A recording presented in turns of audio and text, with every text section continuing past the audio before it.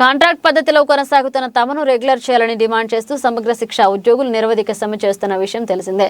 ఇక సమ్మెలో భాగంగా వారు నెల్లూరు కలెక్టరేట్ ఎదుట ధర్నా నిర్వహిస్తున్నారు. నిరంతరాయంగా సాగుతున్న వీరి ధర్నాకు గురువారం తెలుగుదేశం పార్టీ నేత సోమిరెడ్డి చంద్రమోహన్ రెడ్డి మద్దతు తెలియజేశారు. నెల్లూరులోని కలెక్టర్ ఎదుట సమగ్ర శిక్ష ఉద్యోగులు ఆందోళన కొనసాగుతుంది. కాంట్రాక్ట్ పద్ధతిలో కొనసాగుతున్న తమను రెగ్యులర్ చేయాలని డిమాండ్ చేస్తూ గత 3 రోజులుగా వీరు సమ్మె చేస్తున్నారు. గురువారం వీరు వంట వార్పు చేపట్టి నిరసన తెలిపారు. మరోవైపు వీరి నిరసనకు మాజీ మంత్రి టీడీపీ నేత సోమిరెడ్డి చంద్రమోహన్ రెడ్డి మద్దతు తెలిపారు. దీక్షా శిబిరాన్ని సందర్శించి వారితో మాట్లాడారు. కాంట్రాక్ట్ ఉద్యోగుల న్యాయమైన డిమాండ్లను పరిష్కరించాలని ప్రభుత్వాన్ని కోరారు. సుప్రీంకోర్టు ఇచ్చిన తీర్పు ప్రకారం సమాన పనికి సమాన వేతనం అమలు చేయాలన్నారు.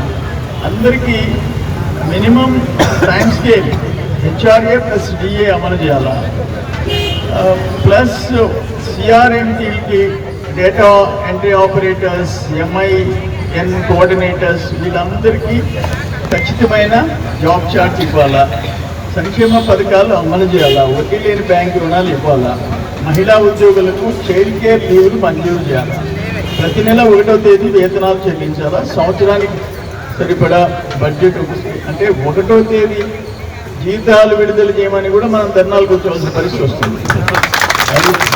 అదేమంటే నాడు నేడు అని సీఎం గారు ఒక ప్రోగ్రాం తీసుకొచ్చారు. నాడు అందరూ కాంట్రాక్ట్ ఉద్యోగులకి సమాన పడికి సమాన వేతనం అని చెప్పారు. నేడు మాకు అవేమీ పట్టింపు లేదన్నట్టుగా బొమ్మగా ఉన్నారు. నాడు మా సమగ్ర శిక్ష ఉద్యోగులందరినీ రెగ్యులర్ చేస్తామని చెప్పారు.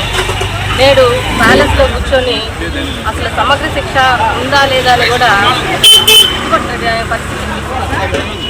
నాడు మేము వంట వార్పుతున్న ఇంట్లో చేసుకుని ఉండేవాళ్ళం. నేడు మా అందరినీ నడి రోడ్లకు సీఎం గారికి ఒకే విజ్ఞప్తి, మేమందరం కష్టపడి సమగ్ర శిక్షలో పనిచేస్తూ ఉన్నాము. పేద విద్యార్థులకు విద్య సంబంధించిన అన్ని విభాగాల్లో మేము ముందుండి నడుస్తున్నాము. మా అందరికీ రెగ్యులర్ చేయవలసిందిగా మీడియా నుంచి తెలియజేస్తున్నాము. మమ్మల్ని గుర్తించండి.